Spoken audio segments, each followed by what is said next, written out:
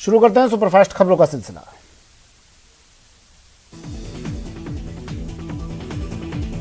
प्रधानमंत्री नरेंद्र मोदी आज गुजरात के प्रसिद्ध सोमनाथ मंदिर से जुड़ी कई परियोजनाओं का उद्घाटन और शिलान्यास किया। इनमें सोमनाथ सैरगाह, सोमनाथ प्रदर्शनी केंद्र और पुराने सोमनाथ के पुनर्निर्मित मंदिर परिसर शामिल है। इस दौरान पीएम मोदी ने अपने संबोधन में कहा कि आस्था को आतंक से कुचला नहीं जा सकता है। साथ ही उन्होंने कहा कि आतंक के दम पर साम्राज्य खड़ा करने वालों का अस्तित्व स्थायी नहीं है। केंद्र के खिलाफ विपक्षी एकता को दिखाने के लिए शुक्रवार शाम को 15 दल वर्चुअली बैठक करेंगे। इस बैठक को कांग्रेस की अंतरिम अध्यक्ष सोनिया गांधी ने बुलाया। खास बात यह है कि इस बैठक में आम आदमी पार्टी और बहुजन समाजवादी पार्टी को कोई न्योता नहीं भेजा गया। आज पूर्व प्रधानमंत्री स्वर्गीय राजीव गांधी की 77वीं जयंती है। इस मौके पर कांग्रेस के पूर्व अध्यक्ष राहुल गांधी ने वीर भूमि जाकर उनको श्रद्धांजलि अर्पित की। पूर्व प्रधानमंत्री स्वर्गीय राजीव गांधी की 77वीं जयंती के मौके पर पीएम मोदी ने भी उनको ट्वीट कर श्रद्धांजलि दी और उनको याद किया। सीएम गहलोत ने भी ट्वीट किया और पूर्व प्रधानमंत्री भारत रत्न स्वर्गीय श्री राजीव गांधी जी को उनकी जयंती पर नमन किया।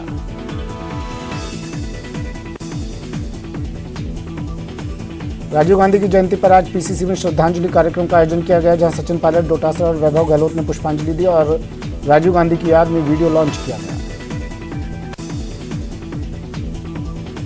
श्रद्धांजलि कार्यक्रम में पीसीसी चीफ गोविंद सिंह डोटासरा ने कहा कि भारत रत्न और पूर्व पीएम राजीव गांधी को आज हम याद कर रहे हैं। 21वीं सदी में ले जाने का ख्वाब उन्होंने देखा। देश की एकता और अखंडता के लिए वे शहीद हो गए। वहीं डोटासरा ने बीजेपी की जन आशीर्वाद यात्रा पर जोरदार वार किया और कहा कि ये बीजेपी की यात्रा नहीं, ये बीजेपी की यात्रा होती तो वसुंधरा राजे भी होती। राजीव गांधी की जयंती के मौके पर अजमेर में माध्यमिक शिक्षा बोर्ड कार्यालय की ओर से पुष्पांजलि कार्यक्रम का आयोजन किया गया, जिसमें राजीव गांधी जीवन दर्शन विषय पर आयोजित निबंध प्रतियोगिता के विजेताओं को पुरस्कृत किया गया। देश के पूर्व प्रधानमंत्री राजीव गांधी की जयंती के मौके पर आज राजसमंद जिले में भी उनको याद किया गया। राजसमंद नगर परिषद सभागार में जिला कांग्रेस कमेटी की ओर से विचार गोष्ठी का आयोजन किया गया, जिसमें जिला कांग्रेस के प्रमुख नेताओं ने राजीव गांधी को याद किया और अपने विचार व्यक्त किए। पूर्व प्रधानमंत्री राजीव गांधी की जयंती पर आज कार्यक्रम का आयोजन सूचना तकनीक से सुशासन थीम पर राजस्थान इनोवेशन विजन कार्यक्रम का वर्चुअल आयोजन किया गया। सूचना तकनीक से सुशासन विषय पर वर्चुअल कार्यक्रम के दौरान मुख्यमंत्री अशोक गहलोत ने संबोधन किया, जिसमें उन्होंने कहा कि राजीव गांधी ने 21वीं सदी का सपना देखा। आज दुनिया भर में भारतीय आईटी एक्सपर्ट की मांग है। नामी कंपनियों में आईटी एक्सपर्ट भारतीय युवा हैं। सीएम अशोक गहलोत ने घोषणा की है कि हर साल राजीव गांधी इनोवेशन अवार्ड दिए जाएंगे। प्रथम विजेता को 2 करोड़ रुपए दिए जाएंगे, दूसरे विजेता को 1 करोड़ रुपए और तृतीय विजेता को 50-50 लाख के इनाम दिए जाएंगे। जन आशीर्वाद यात्रा के दूसरे दिन की शुरुआत से पहले केंद्रीय मंत्री भूपेंद्र यादव जयपुर के आराध्य देव गोविंद देव जी की शरण में पहुंचे, जहां उन्होंने विधि विधान के साथ पूजा अर्चना की। बीजेपी की जन आशीर्वाद यात्रा का आज दूसरा दिन है। जयपुर में यात्रा के बाद जनसभा का आयोजन किया गया। इस दौरान केंद्रीय मंत्री कैलाश चौधरी, भूपेंद्र यादव के साथ सतीश पूनिया और राजेंद्र राठौड़ भी साथ रहे।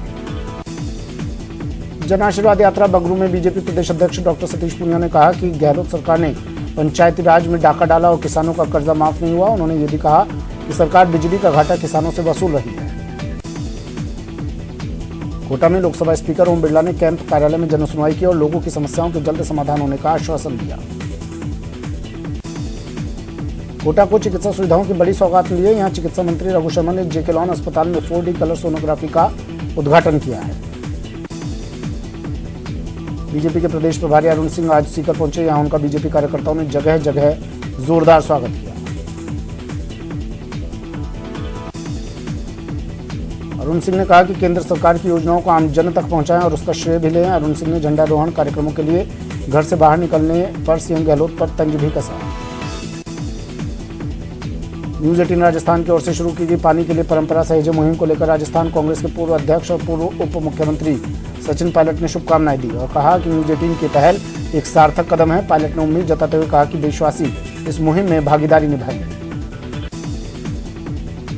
जल जीवन मिशन के तहत मलसीसर उपखंड के 2 गांव में करीब 3 करोड़ रुपए की घर घर पानी पहुंचाने की योजना का मांडा विधायक रीटा चौधरी ने शिलान्यास किया। अफगानिस्तान में तालिबानी शासन की शुरुआत होने के बाद से दुनिया की नजर वहां पर ही टिकी है। आज इसी मसले पर नाटो देश की बैठक होने वाली है, जिसमें अफगानिस्तान के ताज़ा हालात को लेकर चर्चा की जाएगी। अमृतसर में ड्रोन से टिफिन बम गिराए जाने के मामले में गृह मंत्रालय ने मामले की जांच एनआईए को सौंपी है। पाकिस्तान समर्थित खालिस्तानी आतंकियों ने 9 अगस्त को इस घटना को अंजाम दिया था। काबुल गुरुद्वारा कमेटी संघ तालिबान की मीटिंग हुई है, जिसमें तालिबान ने जोर देकर कहा कि अफगानिस्तान में हिंदू और सिख एकदम सुरक्षित है। बयान तालिबान ने काबुल गुरुद्वारा कमेटी से मिलने के बाद दिया है। अफगानिस्तान में स्वतंत्रता दिवस पर लोगों ने तालिबान का विरोध किया। राजधानी काबुल समेत कई शहरों में लोगों ने अफगानिस्तान का झंडा लेकर तालिबान के खिलाफ प्रदर्शन किया।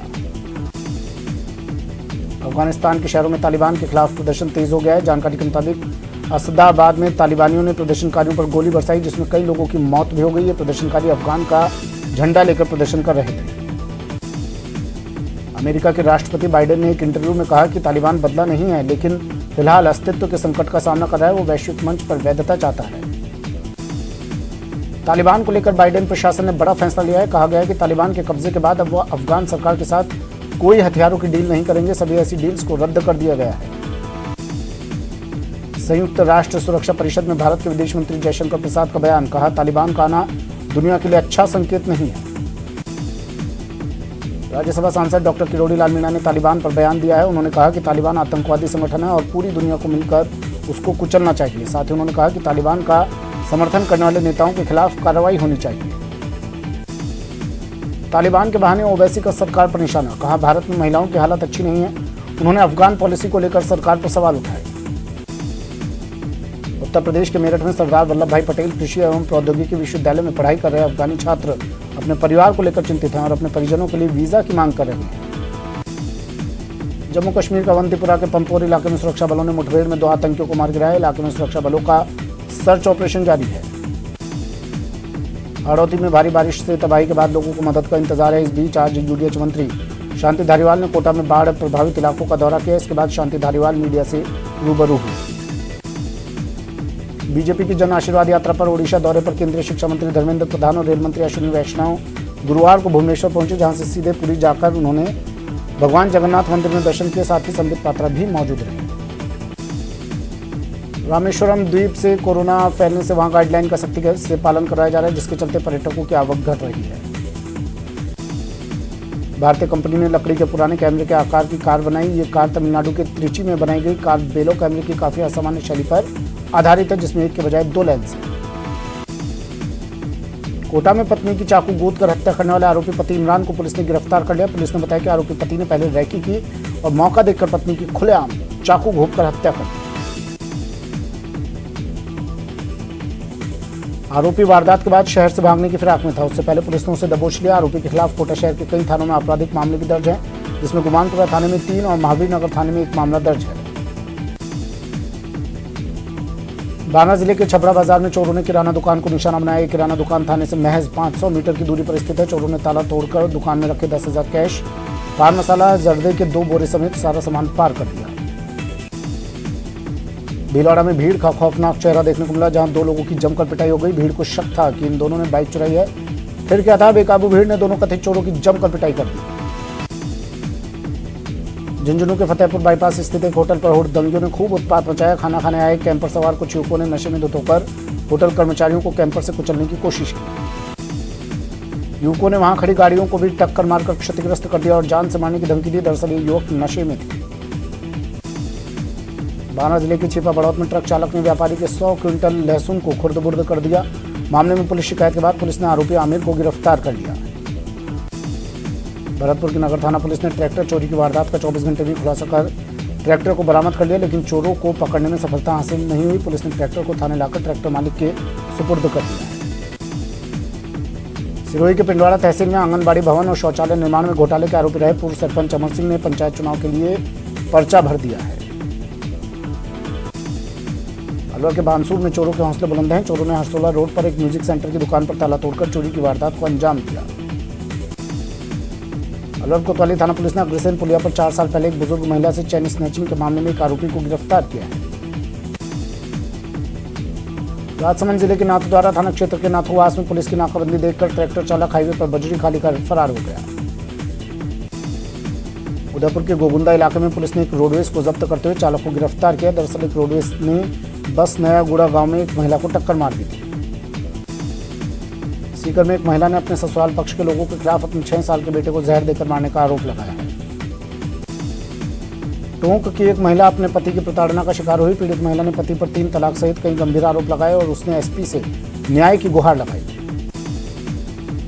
जयपुर में रेनवाल थाना इलाके में रफ्तार का कहर देखने को मिला। यहां जोबनेर रोड स्थित कृषि मंडी के पास देर रात हुए सड़क हादसे में एक बाइक सवार घायल हो गया। हालत गंभीर होने पर उसे जयपुर रेफर किया गया। सीकर के फतेहपुर इलाके में गुरुवार रात एक भीषण सड़क हादसे में 2 युवकों की मौत हो गई। युवक बाइक पर सवार होकर जा रहे थे, जिनकी बाइक को एक ट्रक ने टक्कर मार दी। बीकानेर के जयनारायण व्यास थाना इलाके में आज एक व्यक्ति ट्रेन की चपेट में आ गया। ट्रेन की चपेट में आने से व्यक्ति की मौके पर ही मौत हो गई।